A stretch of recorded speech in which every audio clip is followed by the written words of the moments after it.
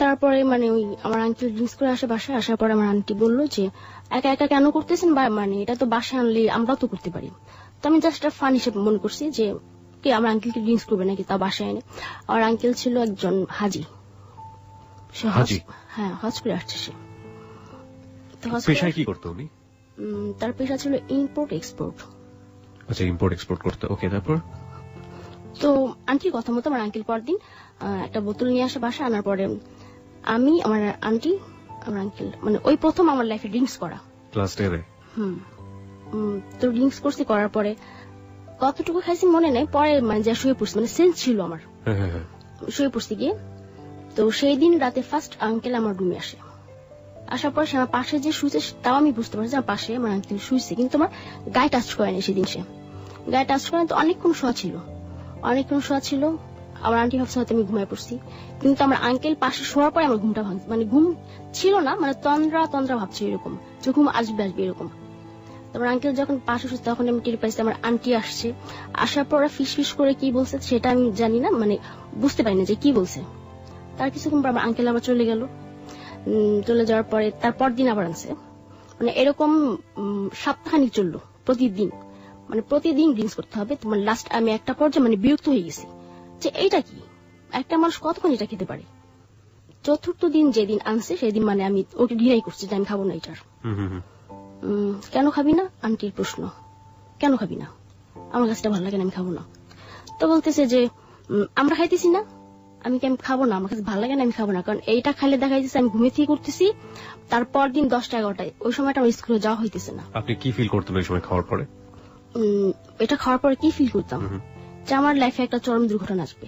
আপনার এই টেনশনটা কাজ করতো? এটাই কাজ করতো। আর এতটুকু মানে পর্যাপ্ত পরিমাণে আমি খেতাম যতটুকু পারবো, যাতে আমার সেন্স আমি মানে না হারাই। ওকে, মানে সেন্সটা যেন থাকে। তো ওরা আপনাকে একেবারে সেন্সলেস করতে চাইতো, রাইট?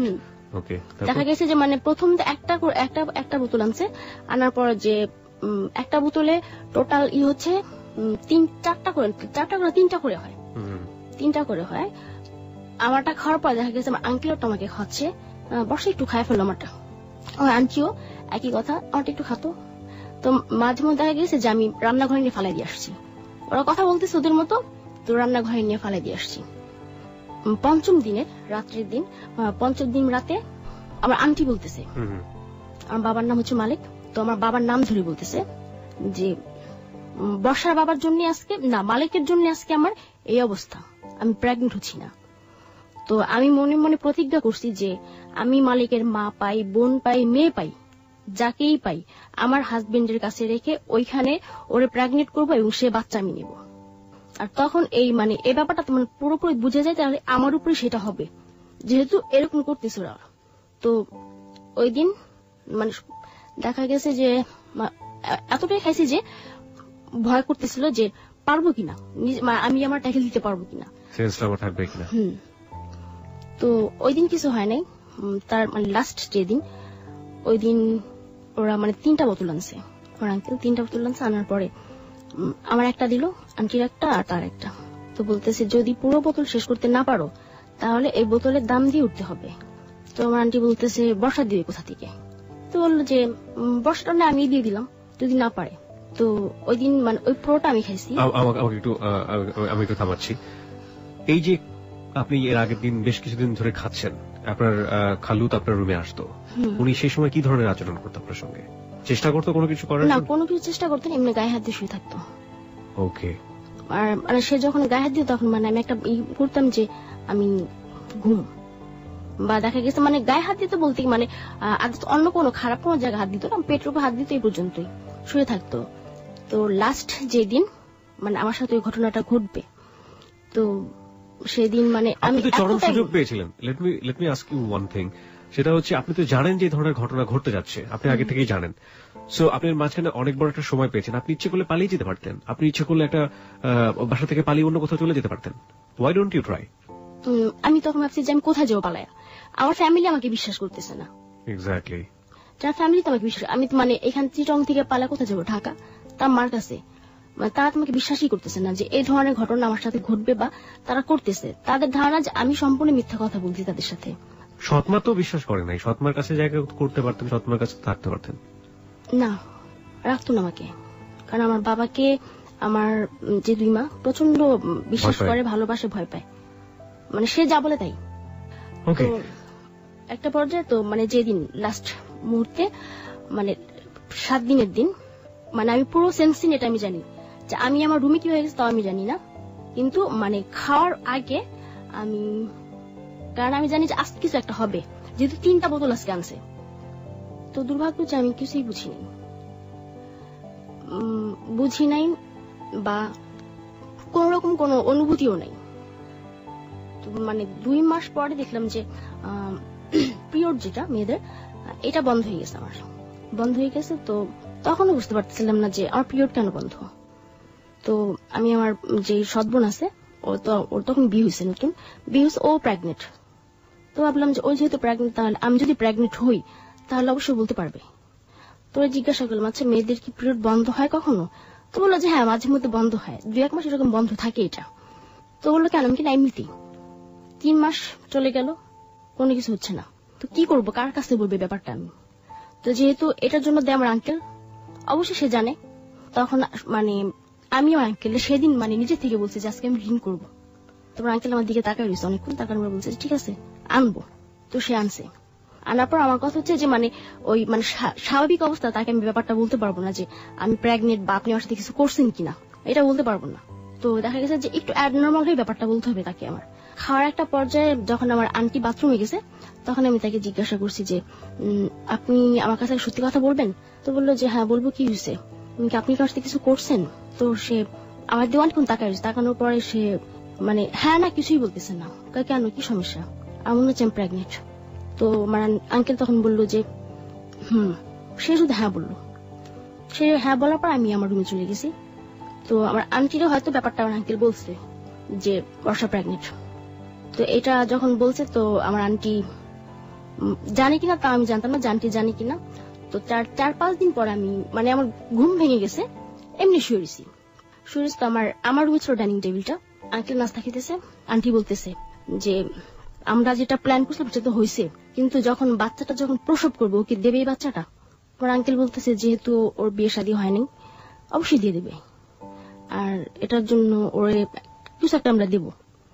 তখন আমার আন্টি বলতেছে যে আপনি তাহলে একটা কাজ করিয়েন, ওর জন্য খুব ভালো একটা ছেলে দেখিন যাতে আমরা ওর বিয়ে শাদী দিতে পারি।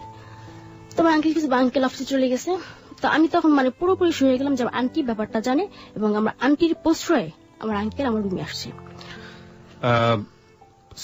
একটা জিনিস খটকা লাগবে সবার কাছে, সেটা হচ্ছে একটা মেয়ে যখন প্রেগনেন্ট হয় তার শারীরিক অবয়ব চেঞ্জ হয়। তারা যে প্ল্যানটা করেছে আপনাকে প্রেগনেন্ট করে আপনার কাছ থেকে বেবিটা নিয়ে নিবে, এখন কথা হচ্ছে যে আপনি যে অবস্থায় আপনার শরীরে যে চেঞ্জটা হতো সেই অবস্থায় কি আপনি নিঃসন্দেহে যে কোনো জায়গায় তাদের এগেইনস্টে ক্লেইম করতে পারতেন, বা আপনার ফ্যামিলি যে আপনাকে বিশ্বাস করতো না সেইটা আপনি দেখায় বলতে পারতেন যে দেখো আমার কি করেছে বা কি অবস্থা, এরকম সুযোগ তো ছিল না? আমাকে মানে আমি এটা মানে 7 মাস পর্যন্ত আমি মানে এটা গর্ভে ধারণ করছি। ওকে যাই আমরা সিরিয়ালি যাই গল্পে, একের পর এক কি হয় তারপর। তো যখন 3 মাস, তো আমি আমার আঙ্কেল বাসা আসার পরে আমি তখন জানলাম যে আমার আন্টি ব্যাপারটা সম্পূর্ণ জানে, এবং ওর প্রশ্রয় এটা হয়েছে। কারণ একজন ওয়াইফ যদি তার হাজবেন্ডকে প্রশ্রয় না দেয়, স্বর্ণ একটা মেয়ের কাছে কখনই আসতে পারে না। তো তারপর কাউকে কিছু বলি না, চুপচাপ থাকি। তো মানে আমি শুধু মানে যখন আমার আঙ্কেল বাসায় আসে তখন আমি শুধু থাকি যে তার মোবাইলটা আমি কখন নিব, যে যখনই হোক আমার মাকে আমি ব্যাপারটা বলবো যদি আসো এখানে আয়সা দেখা যে আমার কি অবস্থা। তো যখন রাত্রেবেলা মোবাইলটা চার্জে রাখতো, আমি চার্জে আনার পরে দেখতাম যে ওটার মধ্যে কোনো সিম কার্ড নেই। যে আমি যে ওরা বুঝতে পারছে যে আমি অবশ্যই ব্যাপারটা জানাবো, বাইরে কোথাও যোগাযোগ করবো। আপনি কি সারাদিন বাসার মধ্যে বন্ধ করে রাখতো ওরা? আপনাকে স্কুলে কোথাও ভর্তি করেনি? ভর্তি করছি কিন্তু যাওয়া হয়নি আমার। আপনাকে যেতে দেয়নি কখনো? যেতে দেয়নি কখনো, বাসার মধ্যে ছিলাম।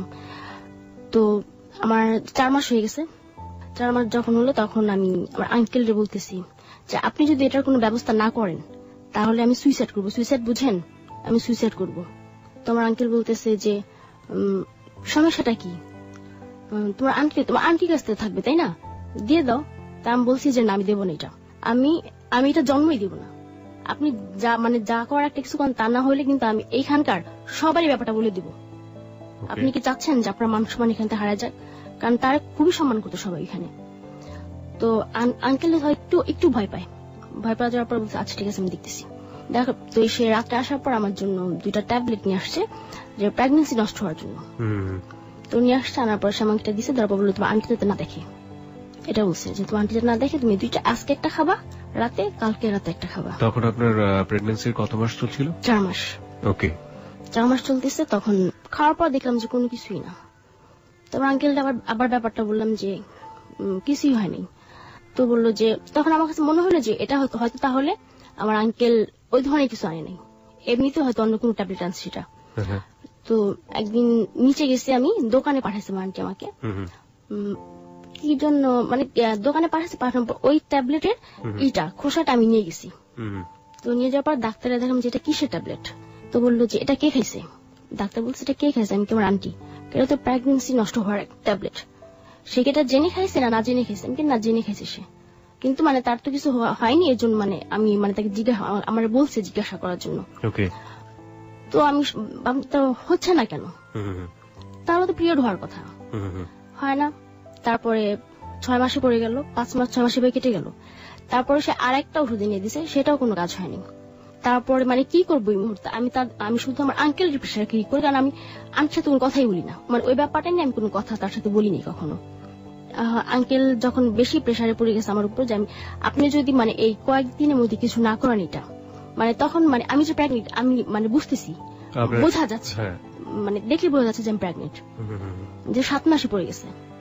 তো তখন প্রেশার দিছে, যে বললাম যে আপনি যদি কিছু না করেন তাহলে আপনি অবশ্যই চান না যে আপনি এখান থেকে মান সম্মান হারাক, আর এখানে সবাই দেখতেছে আমি কিন্তু বাসা থেকে বের হই না, বা আপনারা অন্য কিছু একটা বলবেন পারবেন না, আমি যাবো তাই কিন্তু হবে। তো আমার আঙ্কেল করলো কি, আন্টির সাথে হয়তো ব্যাপারটা শেয়ার করছে, শেয়ার করার পর তো আন্টির একটা বান্ধবী ছিল, নাম রাবিয়া, মেয়েটা চিটং এর ছিল। তো ওই রাবিয়ার কাছে ব্যাপারটা, রাবিয়াকে ফোন করছে, ফোন করে বলছে যে রাবিয়া তুই একটু বাসায় বসাতে একটা অঘটন ঘটায় ফেলছে, এখন যেহেতু আমার এখানে আছে আমার এই ব্যাপারটা দেখতে হবে। এটা আমার আন্টি বললো। তো আন্টি আমার বললো যে ভুলেও যাতে রাবিয়া না জানে যে ব্যাপারটা কি, তুই বলবি তুই ঢাকা একটা ছেলের সাথে প্রেম করছিস, ওইখানে ওর সাথে ছিলি, তখন তুই প্রেগনেন্ট হয়েছিস, এটা আমার শিখাই দিল। তো রাবিয়া আন্টি আসছে, আসার পরে রাবিয়া আন্টির কাছে সব ব্যাপারটা মানে আন্টি বলছে। তো বলার পর রাবিয়া আন্টি বললো যে বর্ষা তুমি না শিক্ষিত মেয়ে, তুমি এই ভুলটা কিভাবে করলা। তো আমি চুপচাপ কিছুই বলিনি। তো সে আমার নিয়ে গেল একটা মহিলার কাছে, মানে সে এইগুলোর কাজ মানে এই অ্যাবর্শন করতে পারে। তো সে এখানে নিয়ে গেল। তো সে আমাকে একটা বেডে শোয়ালো, শোয়ানোর পরে সে পেটে হাত দিল, পেটে হাত দিয়ে বললো যে বাচ্চা তো অনেক বড় হয়ে গেছে, 7 মাস হয়ে গেছে, তো আর 3 মাস রাখলেই তো হয়, কেন ফালাবা, সেটা আমার বলতেছে। তখন রাবিয়ানকে আবার আমরা বললো যে ওইখানে যদি প্রশ্ন করো তোমার হাজবেন্ড কই, তাহলে বলবা যে তোমার হাজবেন্ড আরেকটা বিয়ে করছে, এই জন্য তুমি বাচ্চাটা রাখতেছো না, নষ্ট করে ফেলবা। তো সে বলতেছে যে 7 মাস হয়ে গেছে, রেখে দাও, 3 মাস পর তেমনি হবে। তখন আমি বললাম যে না, আমার হাজবেন্ড আরেকটা বিয়ে করছে, এই জন্য আমি রাখবো না। তো রাবিয়ানটি বললো যে এটা যেভাবে মানে নর্মালি করাতে হবে। তো মহিলা বললো যে 7 মাস হয়ে গেছে, এটা কিও নর্মালি করি আমরা, আর যদি নর্মালি করে দেখা যাবে যে ওর একটা সমস্যা হবে। তো বলতেছে না নর্মালি করাতে হবে, কারণ যদি সিজারে করাতে যাই ও সিজার করাবে না, কারণ আমি আনম্যারিড, এটা তো আর ওই মহিলা জানে না। তো বলছে না সিজারে করাবে না, যেভাবে হোক নর্মালি করান এটা। তো বলতেছে যে না নর্মালি আমাদের পক্ষে সম্ভব না, তাহলে তুমি অন্য কোথাও নিয়ে যাও, যদি নর্মালি কেউ করতে পারে সেখানে নিয়ে যাও, যেহেতু 7 মাস হয়ে গেছে, মানে আর 3 মাস লাগে সেখানে একটা ছিল যে নর্মাল হতে, কিন্তু হ্যাঁ আর 7 মাস যেহেতু এটা নর্মাল কিভাবে হয়, 2 মাস বা 3 মাস, হ্যাঁ ঠিক আছে। তো বলতেছে যে ঠিক আছে। তো ওইখান থেকে আমার নিয়ে আসা পড়ছে, যেহেতু সে করবে না, সে রিস্ক নিল না। তারপর আমাকে আবার বাসায় নিয়ে আসছে, বাসায় আনার পর আমার আন্টির সাথে রাবি আন্টি কথা বললো, যাবা ওরা করতে চাচ্ছে না, নর্মালি করবো না, সিজারি বলতেছে। তখন আন্টি বলতেছে এটা কিভাবে সম্ভব, ও তো আনম্যারিড, তো এই সিজারের একটা দাগ থাকবে, কাটার দাগ, তখন ওর হাজবেন্ডে কি বলবে যে কাটা দাগটা, আর সিজারটাই আলাদা থাকে। তো তখন আন্টি বললো ঠিক আছে, মানে রাবি আন্টি বলতেছে যে আমি দেখি আমার একজন আছে, আমি ওইখানে একটু ফোন করে দেখি। তো সে একটা মহিলাকে ফোন করছে, তো মহিলা বললো যে ঠিক আছে নিয়ে আসো। নিয়ে গেছে, মানে সেটা লালখান দিঘির বাজার বলে চিটং এ, ওইখানে নিয়ে গেছে আমাকে, নিয়ে গেছে একটা হিন্দু মহিলা।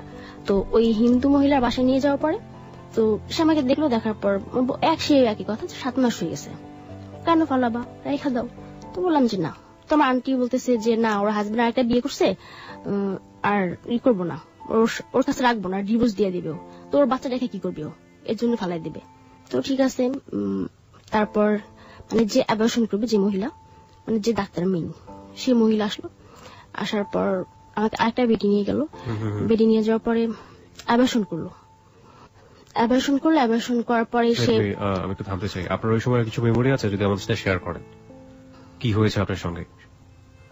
না, একদম ডাক্তার একটা রোগীর সাথে কি করতে পারে এক্স্যাক্টলি, আমি জানতে চাচ্ছিলাম যে সেই সময় কি আপনি সেন্সলেস ছিলেন? না, কারণ ওই সময়টা তো বেবি আলটিমেটলি, সো আপনার না, সাথে সাথে বেবিটা হয়নি। ওকে, কি করছিল তারা তখন? মানে তারা কি ছুরি কাঁচো অনেক কিছু নিয়ে আসছে। আনার পর একটা ছোট একটা বেডি নিয়ে গেল আমাকে। নিয়ে যাওয়ার পর একটা আয়া ছিল, আয়াটারে বললো জোর। তো আপনার ভয় লাগছিল না যে আপনার শরীর থেকে কিছু একটা বের করছে এবং এত বড়? তখন মানে শুধু ব্লাড বের করছে, শুধু ব্লাড বের করছে। তো 24 ঘন্টার মধ্যে নর্মাল ডেলিভারি হবে। ওকে ওকে ওকে, মানে 24 ঘন্টার মধ্যে মানে ব্লাড গুলো আগে বের করে ফেলছে। তো মানে তখন ওই যখন ব্লাড গুলো বের করতেছে তখন মানে প্রচন্ড ভাবে মানে পেন হচ্ছিল। তখন আমি বলতেছি যে আমি বাচ্চাটা নষ্ট করবো না, আমি রাখবো, আপনারা আমাকে ছেড়ে দেন, আমি রাখবো। তো মহিলাটা মানে যে ডাক্তার সে বলতেছে এই মেয়ে চিল্লাবা না, বের করে দেবো কিন্তু।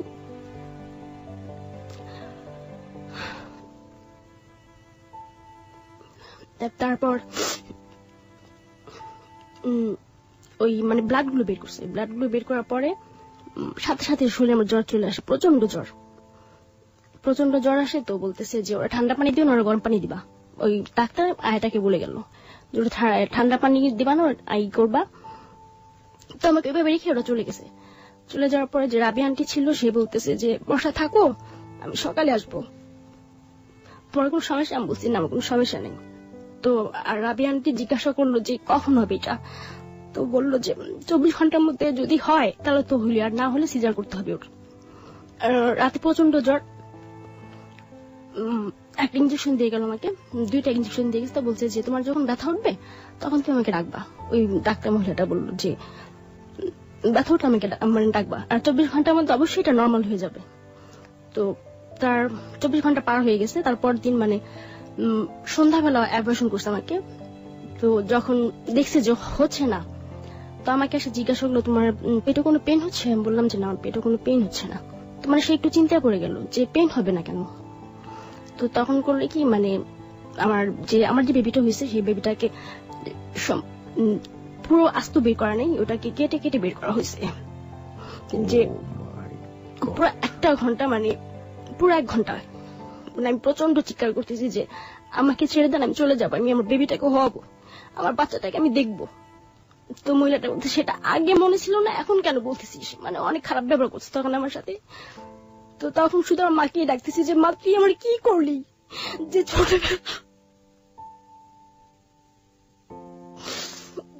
ছোটবেলা থেকে তুই আমার কাছে রাখলি না, এখন আবার এরকম একটার মধ্যে ফালাইলি তুই আমারে। তো তখন বাড়ি প্রচন্ড ডাকতেছে যে মা তুই একবার এসে আমারে দেখা যা।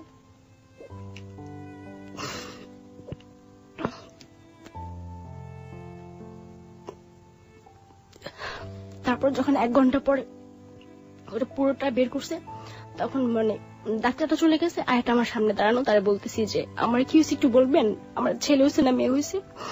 তো সে বলতেছে তোমার না খুব সুন্দর একটা মেয়ে হয়েছে, তোমার মতোই দেখতে, এটা কেন ফালাইলা তুমি? তখন আমার কোনো ভাষা ছিল না যে আমি কি বলবো, যে অ্যাকচুয়ালি এটা কি, আমি কি, জোর তো কোনো বাবাই নেই, আর আমার সাথে কেন এটা করলো? এরকম আমি 15 দিন অসুস্থ ছিলাম। পরদিন না, তখন তার কিছুক্ষণ পর রাবি আন্টি আসার পরে সে আমাকে বললো যে বর্ষা হয়েছে? তো বললাম যে হ্যাঁ হয়েছে। তো বললো তাহলে চলো। তো সে আমাকে মানে আমি উঠে যে দাঁড়াবো এর ধরনের কোন ই ছিল না আমার হাত পা প্রচন্ড কাঁপতেছিল যে উঠা যে বাইরে বের হবো। তখন আন্টি বলতেছে তুমি দাঁড়াতে পারতেছো না? বললাম যে না, আমার খুব কষ্ট হইতেছে দাঁড়াইতে। তো সে আমার ধুয়ে ধুয়ে বাইরে নিয়ে গেছে। বাইরে নিয়ে যাওয়ার পর একটা সিএনজি করে বাসায় নিয়ে গেছে। বাসায় যাওয়ার পরে দেখলাম যে আমার আন্টি সবকিছু আগে থেকে গোছায় রাখছে। তো গোছায় রাখার পরে আন্টি আমাকে বিছানায় শোয়াইছে। শোয়ানোর পরে এখন রাবিয়ারে জিজ্ঞাসা করতেছে যে কি ব্যাপার, কি হয়েছে, ও এত অসুস্থ হয়েছে কেন? তো বলতেছে যে ছোট মানুষ না, একটু অসুস্থ হবেই। তো বলতেছে যে কি হয়েছিল ওর? তো বললো যে মেয়ে হয়েছিল শুনছি। তো বললো যে কেমন? তখন আমি তো রাবি আন্টি বলছি যে এটা কেটে কেটে বের করছে, সম্পূর্ণ ই করে বের করা নেই। তারপরে এরকম 15 দিন অসুস্থ বাসাতেই, অসুস্থ থাকার পরে এর মাঝখানে আপনি আপনার বাড়িতে যোগাযোগ করেননি? বাড়িতে জানানো যাওয়ার তো হয়েই গেছে, এখানে আর যোগাযোগ করে কি লাভ? ইনফ্যাক্ট আপনার সাথে যে আচরণগুলো করা হচ্ছে, আপনি আপনার মাকে আপনার বাবাকে জানাননি? এই হোয়াটএভার ইট ইজ, সেই সময় তো আপনার সুযোগ ছিল জানানোর, আপনি জানাননি? না, আমি 15 দিন অসুস্থ থাকার পরে ঢাকা আসছি। ঢাকা আসার পরে মা বলতেছে যে কি ব্যাপার তোর এমন দেখাইতেছে কেন, অনেক শুকাই গেছে আগের থেকে। This track was downloaded from FusionBD.com. কেমন যে রোগা রোগা লাগতেছে। তো তখন আমার কাছে কিছুই বলি নাই। তো আমার আবার চিটংয়ে পাঠিয়ে দিবে তারা। মানে তারপর মানে আমার আঙ্কেল ট্রেনে নিয়ে আসছে আমাকে। তো সে মানে আসার যাওয়ার টিকিট কেটে রাখছে। না সরি, আসার সময় আমরা ট্রেনে আসছি চিটং থেকে ঢাকায়। তো আঙ্কেল বলতেছে যে আমি তো কালকে চলে আসবো, তো তুমি আসবে না আমার সাথে? তো আমার কথা হচ্ছে আমি একবার ঢাকা যাই, তারপরে আসা না সেটা আমার উপরে। তো বললাম যে হ্যাঁ আসবো, কারণ এই কথাটা যদি এই মুহূর্তে না বলি তাহলে দেখা যাবে আমাকে আনবে না সে, যে কোনো একটা অজুহাতে সে আমাকে রেখে আসবে ওইখানে। তো বললো হ্যাঁ আপনার সাথে আমি চলে যাবো, এখান থেকে কি করবো? তো তখন ঠিক বললো ঠিক আছে তাহলে আমরা আসার সময় বিমানে চলে আসবো, সেটা বললো আমাকে। তো সে চিটং থেকে বিমানের টিকিট কেটে রাখছে। তো তারপরে ঢাকা আসলাম। আসার পরে আমার আঙ্কেল বলতেছে যে আজকে থাকো, কালকে এসে আমি তোমার নিয়ে যাবো এখান থেকে। বললাম আচ্ছা ঠিক আছে। তো শুধু একটা রাতই পাচ্ছি আমার মার মানে কথাগুলো বলার জন্য। তো রাতের বেলা আমি মার পাশে যেয়ে বসছি। তো মা আমার সাথে কথাবার্তা বলতেছে, ওরা কেমন আচরণ করে। তার তো বোন, তার তো মানে সে তো কখন ধারণা করেন যে তার মেয়ের সাথে এই ধরনের বিহেভ করবে। তখন আমার কাছে আমি ব্যাপারগুলো বলি যে আমার সাথে এই ঘটনা করা হয়েছে মা। তখন দেখি মা খুব কান্না করতেছে যে আমি কার কাছে কি দিলাম, এমন তো না যে আমার ঘরে ভাতের অভাব, টাকা পয়সার অভাব, যে আমার মেয়েটাকে রাখতে পারতেছি না, কোনো কিছুই না। তোর ছেলে মেয়ে না বিধেই তো আমি তোর কাছে দিছি আমার মেয়েটারে, আর তুই আমার মেয়েটা এরকম একটা সর্বনাশ করলি, মানে এটা কাঁদতে চাস। সে বলতেছে একা একা। তখন বলতেছে যে দেখি তুই যে 7 মাসের প্রেগনেন্ট ছিলি, তোর তলপেটের কি অবস্থা দেখি। তখন আমি মাকে দেখালাম। তো মা দেখে খুবই কান্না করতেছে যে এটা কি। আমার আন্টি নাম শেলি, যে আরে শেলি তুই এটা কি করলি আমার মেয়ের, তুই আমার মেয়ের জীবনটা এভাবে নষ্ট করে দিলি। তো তখন বলতেছে আমি এতটা কখনো পাঠাবো না। তখন আমি মা বলতেছি কেন পাঠাইবা না, যাবার তো হয়েই গেছে, এখন পাঠাও। আমার তখন বিশ্বাস করে তোমরা। আমার আঙ্কেল তারপর দিন আসছে। আসার পরে মা সরাসরি তার কিছু বলে নাই, যে কিছুই বলে নাই, বা তার প্রতি একটা ক্ষোভ রাগ আছে এটা সে বুঝতেই দেয়নি। তো বললো যে বর্ষা যাবে না, বললো যে না বর্ষা যাবে না, কয়েকটা দিন পরে যাক। অনেকদিন পরে আসছে, মানে তখন টোটাল 7 মাস পরে আমি আসছি, মানে ওইটা অ্যাবর্শন হওয়ার পর সুস্থ হয়েছে, তারপরে তো ঢাকাতে আসছি, প্রায় 8-9 মাস পরে আমি ঢাকাতে আসছি। তো মা বলতেছে যে অনেকদিন পর আসছে, আমার সাথে আর কয়েকটা দিন থাকুক। এটা হচ্ছে 2008-এর ঘটনা, এই আমার অ্যাবর্শন এই বাবুটা। তো 2008 মানে এটা শেষের দিকে। বাবাকে ওই মুহূর্তে বলে নাই? হ্যাঁ, বাবাকে প্রথমে বলে নাই। মানে বাবা যখন জানতে চাইলো যে চিটং যাচ্ছে না কেন, তখন বলছেন না ওরা পাঠাবো না। কেন? আমার সামনে কিছু বলে নাই, হয়তো রাতের বেলা শুয়ে শুয়ে কথাগুলো তাকে বলছে। তখন আমার বাবা বললো যে এটা কেন করলো ওর সাথে। তা আমি মাকে বলছি যে আমার বাবার কারণে আজকে আমার এই অবস্থা। না, এটা আমি আজও পর্যন্ত জানি না। আর সে আমার বাবা বিধায় আমি তাকে আজও পর্যন্ত সেই প্রশ্নটা করতে পারিনি যে তুমি ওর সাথে কি করছিলা, যে যেটা খেসারত আমার দিতে হইলো। ওকে, আমরা গল্পের এই পর্যায়ে ছোট একটা বিরতি নিতে চাই। আপনারা নিশ্চয়ই জানেন, আপনারা শুনছেন হ্যালো 8920 এবং আজকে বর্ষা আমাদের সঙ্গে আছে। যে গল্পটা এখানে হচ্ছে সেটা জীবনের গল্প, এবং আমরা জীবনের গল্পে একটা কথা বলে থাকি, life is more than drama. নাটক, গল্পে, সিনেমাতে যা সম্ভব নয় তা জীবনে ঘটে থাকে। আজকে বর্ষা তার জীবনের গল্প বলছে, এবং আমি বলতে পারি হলফ করে যে জীবনের গল্প কোনো অংশেই কোনোটা চেয়ে খাটো না, কিন্তু আজকের গল্প শুনতে গিয়ে আমি কেন জানি খেয়ে হারিয়ে ফেলছি। আমি ঠিক জানি না আমার শ্রোতাদের কি অবস্থা, এবং আমরা বিশ্বাস করি যে এই গল্পটা যেভাবে এগোচ্ছে এটা শেষ পর্যন্ত কোথায় গিয়ে থামবে আমরা ঠিক জানি না। আশা করছি আপনারা আমাদের সাথেই থাকবেন। মাত্র 2 মিনিটের সংবাদের বিরতি। এই ফাঁকে আরো একবার মনে করিয়ে দিচ্ছি, বর্ষার সাথে আপনারা সরাসরি কথা বলতে চাইলে, বর্ষার সাথে আপনারা সরাসরি যোগাযোগ করতে চাইলে আমাদের ফেসবুকে যোগাযোগ করতে পারেন। আমাদের ফেসবুকে বর্ষাকে নিয়ে একটি রেডিও স্ট্যাটাস দেওয়া আছে, ওখানে কোনো প্রশ্ন করতে পারেন, কমেন্টস করতে পারেন, ওগুলো বর্ষা অবশ্যই পড়বে এবং নিজের কালেকশনে রাখবে। আমাদের ফেসবুকের ঠিকানাটা হচ্ছে facebook.com/hello8920। আমি আবারও বলছি facebook.com/HELLO8920। ওখানে যাবেন, যাওয়ার পরে লাইক দিবেন, লাইক দেওয়ার সঙ্গে সঙ্গে আপনি আমাদের হ্যালো 8920 মেম্বার হয়ে যাবেন। আর যদি কোনো ফোন করতে চান, ফোন করে আপনার জীবনের গল্প আপনি বলতে পারেন ফোন নাম্বারটি হচ্ছে 91156668। আমি আবারও বলছি 9115668। মাত্র 2 মিনিটের সংবাদের বিরতি। সংবাদের বিরতির পর আমরা বর্ষাকে নিয়ে আবারও ফিরে আসবো। আপনি শুনছেন হ্যালো 8920 এবিসি রেডিওতে। কিবরিয়া আপনার সঙ্গে আছে, লাখো শ্রোতা আমাদের সঙ্গে আছে। আশা করছি আমাদেরকে ছেড়ে যাবেন না।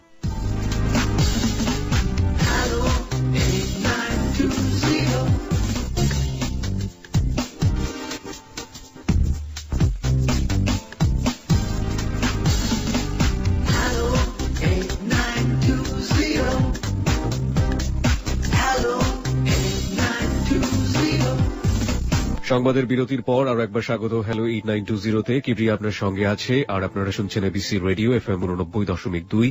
বুধবারের রাতে নিয়মিত প্রচারিত হয় জীবনের গল্প নিয়ে অনুষ্ঠান হ্যালো 8920। এখানে আমাদের সঙ্গে আজকে রয়েছেন বর্ষা। বর্ষা তার জীবনের গল্প বলছে।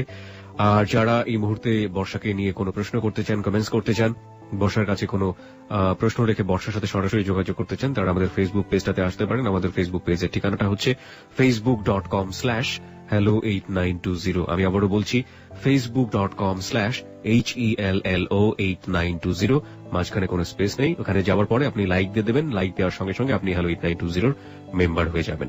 আর আমাদের একটি ফোন নাম্বার রয়েছে, 24 ঘন্টা খোলা থাকে আপনার জন্য। ফোন নাম্বারটি হচ্ছে 91156668। এখানে ফোন করার পর আপনার তথ্যাবলী এবং একই সাথে আপনার কথা স্বয়ংক্রিয়ভাবে রেকর্ড করা হবে এবং সেখানে আপনি জীবনের গল্প বলতে চাইলে আমরা আপনার সঙ্গে যোগাযোগ করব। বর্ষার সংবাদের আগে আমরা যে জায়গাটাতে ছিলাম, আপনার বাবা ব্যাপারটা জানতে পারলো এবং জানার পরে কি হলো সেটা আমরা একটু আপনার কাছ থেকে জানি।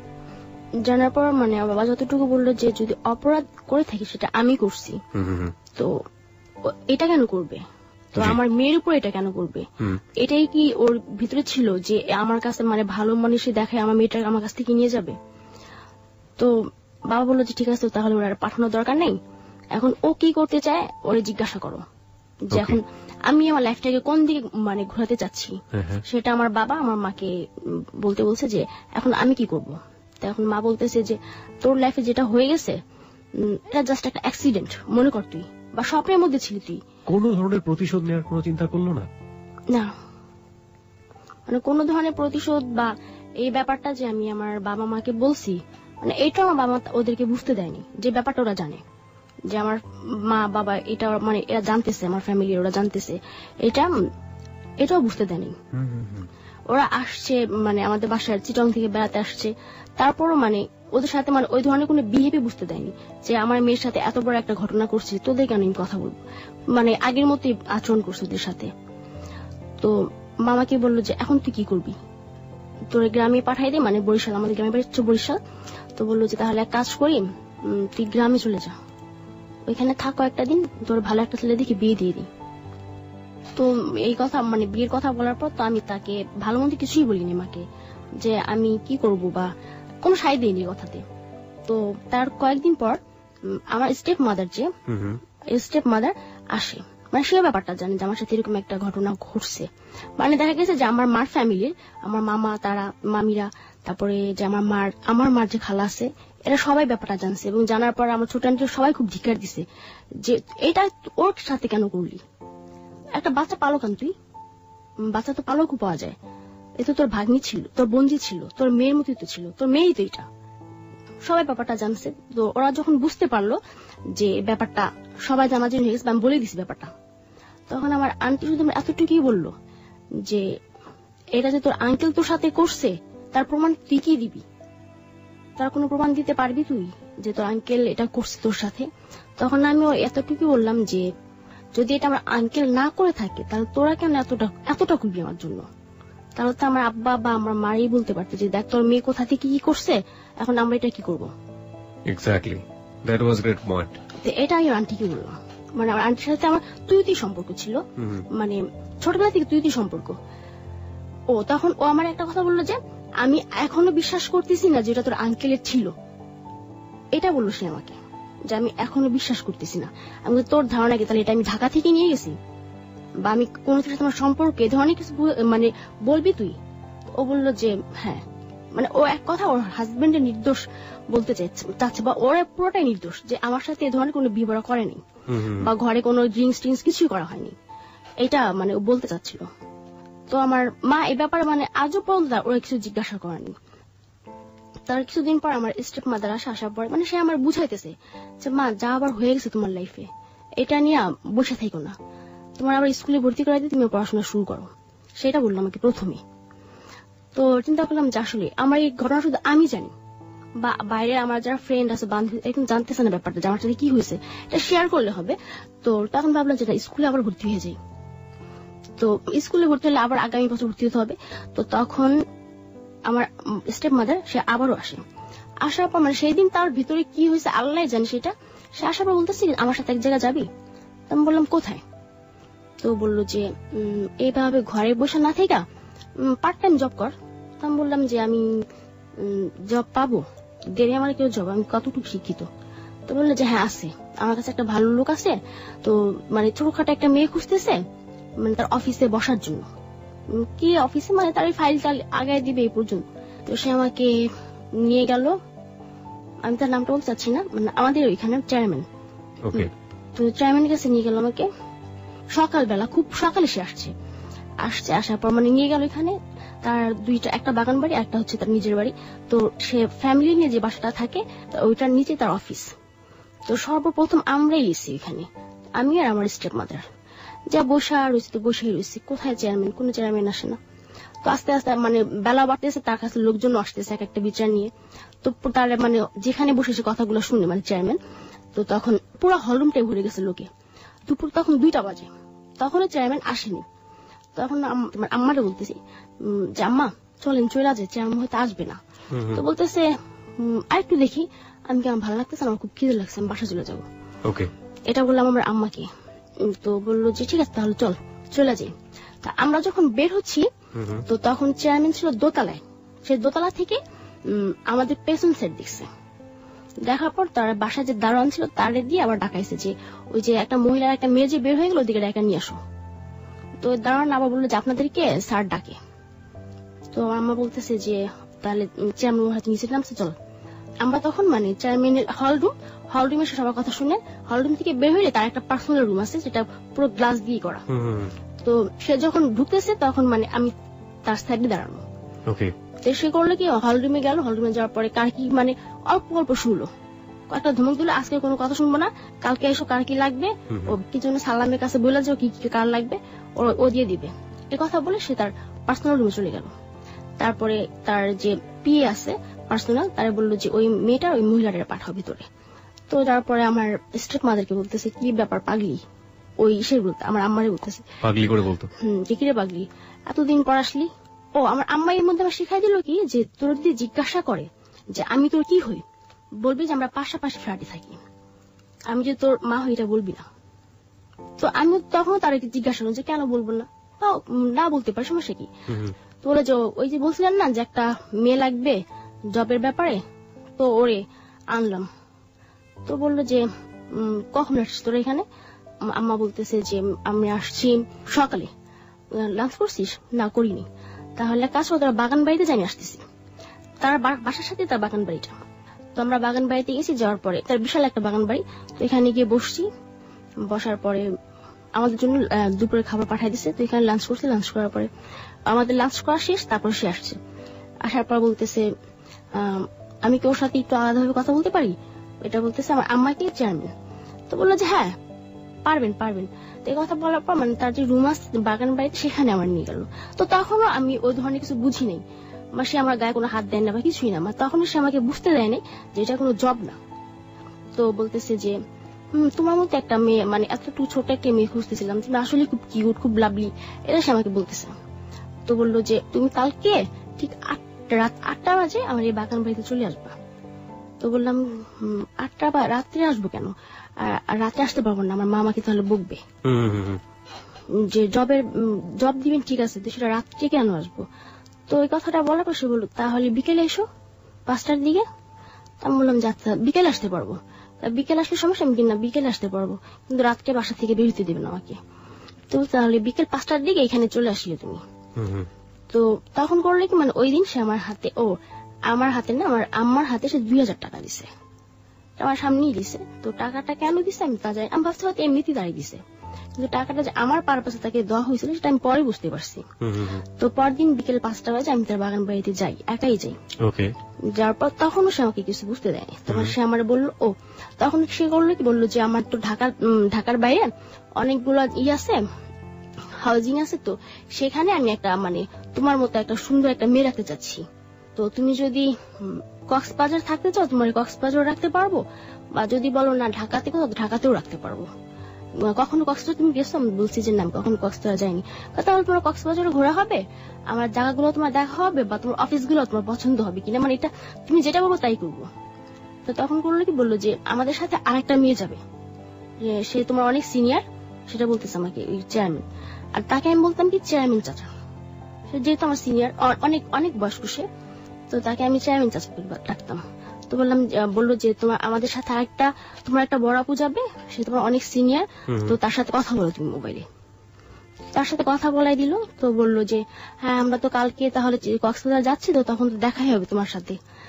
ও সে করলো কি, আমাকে 10,000 টাকা দিছে ওই দিন, এটা আমার জব হয়ে গেছে, এটা বললো সে, যেটা হইতেছে তোমার অ্যাডভান্স 10,000 টাকা, আর তুমি মান্থলি পাবা 12,000 টাকা করে, এটা সে আমার বললো। ও বললো যে এই 10,000 টাকা তোমার অ্যাডভান্স, এটা দিয়ে তোমার যা ইচ্ছা তুমি করিও। তো যেহেতু আমার জব হয়েছে, আমি ওইখান থেকে রাখছি আমার নিজের জন্য 3,000 টাকা, আর বাকি 7,000 টাকা আমার মার কাছে দিছে গিয়ে। তো মা বললো যে এটা তোর জব দিছে কে? তো আমি তখন মানে চেয়ারম্যানের নামটা প্রকাশ করিনি, আর নামও যাই না, তাই আমি ডাকি চেয়ারম্যান চাচা। তো বললো কোন চেয়ারম্যান, এর থাকে কই সে? তো আমি বললাম যে সে থাকে তো শ্যামপুরের দিকে। তো মা বলতেছে, মানে তার নামটাই বলছে। আমি বললাম যে নাম বলতে পারতেছি না, যে কিসের অফিস তার, যে তার নাকি হাউজিং এ সেখানে মেয়ে লাগবে। তো মা তখন ভাবে যে হইতেও পারে, মানে তারও এই ধরনের কোনো ইস্যু না যে তার মেয়েটাকে কোথায় বা কি করা হইতেছে। তো বললাম যে আমরা কালকে কক্সবাজার যাব। তো মা বলতেছে কক্সবাজার যাবি, এটা কেমন জব রে, আমার তো দেখতে হয় যে তোর কক্সবাজার যেতে হবে। তো আমি বললাম যে আগে জানি, ভালো মন্দ তো আমি তোমার বলবোই। তো তখন 7,000 টাকা আমার কাছে দিয়ে গেছি, আর 3,000 টাকা আমার মানে কিছু কসমেটিক বা শপিং এগুলোই করছিলাম। পরদিন সে আমাকে বললো যে তুমি ঠিক দুপুর 2টার দিকে মতিঝিল ওই যে মোহামেডান স্পোর্টিং ক্লাবটা আছে না, ওইখানে থাকার জন্য, যে ওইখানে আমার গাড়ি থাকবে, বা তুমি কালকে তোমার যে আপুর সাথে কথা বলছো ওই আপু থাকবে ওইখানে, তোমাকে ওই রিসিভ করবে, ওই তোমাকে রিসিভ করবে। ও সে আমাকে একটা সেল দিল, সিটি সেল। তখন সিটি সেল নতুন না পুরানি, হ্যাঁ একটা সিটি সেল দিল। সে আমাকে বললো যে এই সেলটা দিয়ে তুমি তোমার ওই আপুর সাথে যোগাযোগ করবা, তুমি মতিঝিল গিয়ে এখানে মানে ওর ফোন দিলে দেখবা যে মতিঝিলই আছে, তুমি তোর চিনবা না। তো আমি ওই সেলটা নিয়ে গেলাম, নিয়ে যাওয়ার পর পরদিন দুপুরবেলা আমার ব্যাগট্যাগ নিয়ে আমি মতিঝিলের মানে মধুমিতার সামনে চলে যাই। যাওয়ার পরে দেখি যে একটা গাড়ি থামানো, সিলভার কালার একটা গাড়ি। তো ফোন দেওয়ার পর মেয়েটা বের হয় গাড়ি থেকে। বের হওয়ার পর বলতেছে তুমি বর্ষা? তো বললাম যে হ্যাঁ আসো। তো বলো তোমার বস তো এখনো আসে নাই, তোমার বস উঠাইতে হবে অন্য জায়গা থেকে, তোমার বস অন্য জায়গায় একটা কাজে বিজি আছে, সেটা বললো। মানে সে তখন আমার প্রাথমিক কোনো ধারণা দেয়নি যে অ্যাকচুয়ালি কি হবে কক্সবাজারে যাওয়ার পর। তো সারাটা পথ আনন্দ করতে করতে গেছি, আর ওই মেয়েটা আমাকে খুব ছোট বোনের মতো খুব আদর করতেছে। তো কক্সবাজার আমরা পৌঁছাইছি রাত 2টার দিকে। ওকে, রাত 2টার দিকে পৌঁছালেন। পৌঁছানোর পর কি হলো সেটা তো আমরা জানবই। এই ফাঁকে আরো একবার মনে করে দিচ্ছি, প্রিয় শ্রোতা, আপনি শুনছেন এবিসি রেডিওর হ্যালো 8920। এবিসি রেডিওতে প্রতি বুধবার রাত 11টার খবরের পর 11:20 আমরা অনুষ্ঠানটা প্রচার করে থাকি। এখানে জীবনের গল্প বলা হয়। আজকে জীবনের গল্প বলছে বর্ষাকে নিয়ে। আমাদের ফেসবুক পেজে একটা রেডিও স্ট্যাটাস দেওয়া আছে, ওখানে চাইলে আপনি মন্তব্য করতে পারেন, বর্ষার সাথে সরাসরি কথা বলতে পারেন। আমাদের ফেসবুক পেজের ঠিকানাটা হচ্ছে facebook.com/hello8920, facebook.com/HELLO8920। ওখানে গিয়ে লাইক দিলে সঙ্গে সঙ্গে আপনি আমাদের মেম্বার হয়ে যাবেন। হ্যাঁ, রাত 2টোর পরে পৌঁছানোর পর কি হলো? রাত 2টোর দিকে পৌঁছানোর পর আমরা উঠছি গিয়ে হোটেল শৈবালে। ওকে, হোটেল শৈবালে উঠার পরে ওইখানে মানে তার যে পিএ মানে পার্সোনাল অ্যাসিস্ট্যান্ট যে লোকটা, ওই লোকটা আলাদা একটা রুমে দিচ্ছে, আর ড্রাইভার আর আমাদের জন্য মানে আমার আর ওই মেয়েটার নাম ছিল নূপুর, মানে যে আমার সিনিয়র ছিল তার নাম ছিল নূপুর। তো ওই নূপুর আপু আর আমাদের মানে 2টা রুম ছিল, মানে ফ্যামিলি সুইট যেটাকে বলা হয়। তো ওই একটা রুম নেওয়ার পরে রাত্রেবেলা তো নূপুর আপুকে জেনে সে দেখে যেন কি বলছে। তো বলার পর নূপুর আপু বললো যে এখন না একটু মানাতে হবে ব্যাপারটা, কারণ ও ব্যাপারটা এখনো জানে না। তো নূপুর আপু বললো যে বর্ষা তুমি আমার সাথে আসো। তো আমি তার সাথে শুইলাম পাশের রুমে।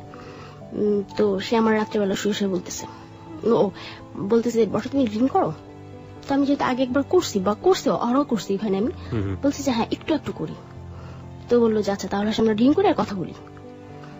তো করতেছি তার সাথে, তখন সে বলতেছে আচ্ছা বর্ষা তুমি কি জানো তোমার এখানে কেন আনা হয়েছে? তো বললাম যে হ্যাঁ জানি। কি জন্য বলো? তুমি কি জবের জন্য? না, তোমার এখানে জবের জন্য আনা হয়নি। তা বললাম কিসের জন্য? তুমি এই যে দেখতেছো তোমার বস, এর সাথে তোমার সেক্স করতে হবে। তো এই কথাটা যখন শুনছি, শোনার পর মানে পুরো আকাশটা ভেঙে পড়ছে যে আবার সেই ভুল, মানে আবার সেই একই ইট আমার উপর আবার আসবে, যেটাতে আমি ভুলেই গেছি। তো এমন একটা সিচুয়েশন যে আমি ওইখান থেকে আসতেও পারবো না, বা দেখা গেছে ওইখান থেকে যদি চলে আসি আমি, হয়তো চেয়ারম্যান অনেক কিছু একটা বলবে যে তার টাকা পয়সা নিয়ে বা এই ধরনের কিছু একটা বলবে। সে বলাটা অস্বাভাবিক কিছু না। তো তুমি কি করবা? তুমি বললাম যে কি করবো মানে, তাহলে আপু যেহেতু তুমি আমার বোনই ডাকছো, তুমি তারা বলো যে এটা করবো না। তো বলতেছে দেখো এটা তো হবে না, তারপরও একটু মানাই নিও কেমন, সেটা আমারে বললো যে একটু মানাই নিও। এই কথাটা বলার পর সে আমার তার রুমে দিয়ে আসলো। দিয়ে আসার পরে দেখি চেয়ারম্যান শুয়েছে, আমি পাশেই বসার পরে সে বলতেছে কি ব্যাপার, ভালো লাগছে এই যে আসছো এই পর্যন্ত, কেমন দেখলা? আমি কি জি ভালো দেখছি। তো বলতেছে যে বসে আছি কেন, আসো এখানে সব।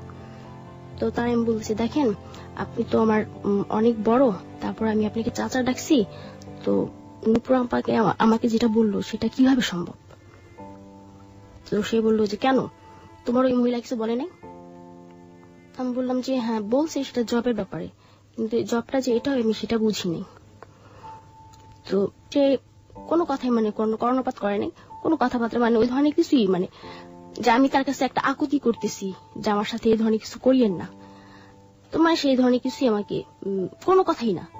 সে আসলো আমার যা মানে তখন ওই মুহূর্তে এই মানে সে ড্রিঙ্কস অবস্থায় ছিল, তো এক প্রকার মানে খুব জোর জবস্তি ছিল ওই মুহূর্তে, জবস্তি করার পর সকালবেলা। তো আমি বলছি আমি ঢাকা চলে যাব। তো বলতেছে যে ঠিক আছে ঢাকা যাবা, পাঠাই দেবো তোমাকে। এটা বললো চেয়ারম্যান, তোমাকে পাঠাই দেবো, সমস্যা নেই। তো তারপর 1 সপ্তাহ থাকা পড়ছে এখানে।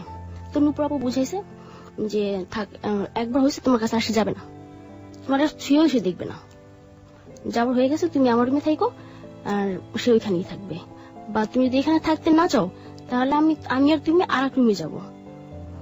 তখন ওই 1 সপ্তাহ ছিলাম, যে 1 সপ্তাহের মধ্যে মানে সে আর আমার কাছে আসেনি, 1 সপ্তাহ পর আমরা ঢাকাতে আসছি।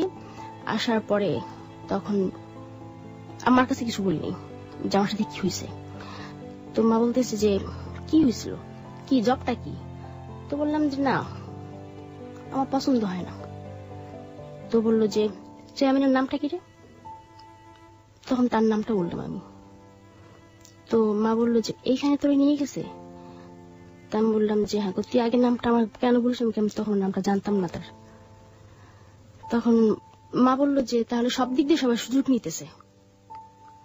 তখন মা বললো বসাতে চলে যা এখান থেকে, যে দিকে মোচা চলে যা, আর নয়তো এই যে এত গাড়ি দেখিস এখানে যা মরতে পারিস না তুই। তো তখন বললাম যে ঠিক আছে দেখি কোথায় যাই আমি। আপনি স্টেপ মমের কাছে আপনি জাননি, বলেন না যে তুমি আমাকে জেনে শুনে কেন এরকম করলা? অ্যাকচুয়ালি কি মানে আমার সাথে যে এত ঘটনা ঘটা হয়েছে আমি কখনো কারো কাছে মানে জিজ্ঞাসা করিনি যে কেন আমার সাথে এগুলা করছো। শুধু আমার মাকেই বলতাম যে মা আমার লাইফটা এমন কেন হইলো, আমার সাথে তোমরা এমন কেন করলা, যে আর 4 বছর আমি না হয় হ্যাঁ অপরাধ করছি, কিন্তু 4 বছরের একটা মেয়ে কি অপরাধ করছিল তোমার কাছে সেই দিন যে আমার এইভাবে ফালাই দিলা?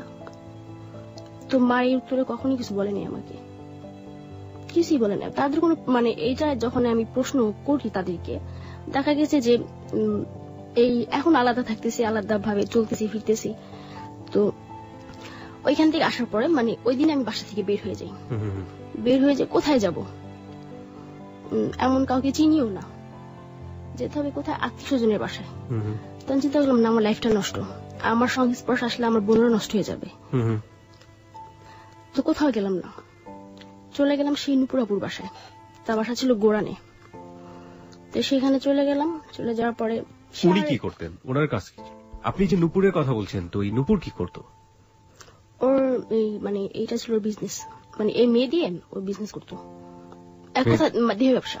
মানে মেয়েদেরকে পড়ায় পড়ায় ও নিজেও করতো এবং নিজেও করতো, আর অন্যান্য মেয়েদেরকে দিয়েও করাতো। ওকে, তো আপনি সেই নূপুরের কাছে গেলেন? কারণ আমি ভাবলাম যে এখন যেহেতু আমি একটা নষ্ট একটা লাইফে চলে আসছি, বা দেখা গেছে আমার সঙ্গে পড়ছে আমার যে বোনেরা থাকবে, এরাও হয়তো একদিন ব্যাপারটা বুঝবে, বা দেখা যাবে যে আমারই একবার ইচ্ছা লাগবে যে ওদেরকে আমি নিয়ে যাই। মানে এইসব চিন্তা ভাবনা করে আমি চলে গেলাম সেই নূপুরাপুর কাছে। তো তখন সে আমার অনেক জায়গায় নিয়ে গেল, অনেক ভালো ভালো জায়গাতে নিয়ে, ভালো ভালো জায়গায় কি এটার মানে অনেক মানে খুব হাই সোসাইটি। আমরা একটু সিরিয়ালি শুনতে চাই, অল্প অল্প করে, যেহেতু আমাদের হাতে অনেক সময় আছে। আপনি যাওয়ার পরে কি হলো আমরা ধারাবাহিক ভাবে শুনতে চাই।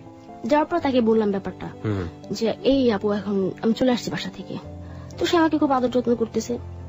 হ্যাঁ, আশা বসতো আমার, ভালো করছে, এসে বসছিস। আপনাদের কি পারিবারিক অবস্থা খারাপ ছিল, ইকোনমি খারাপ ছিল? না, মোটেও না। আপনার বাবা কি করতেন?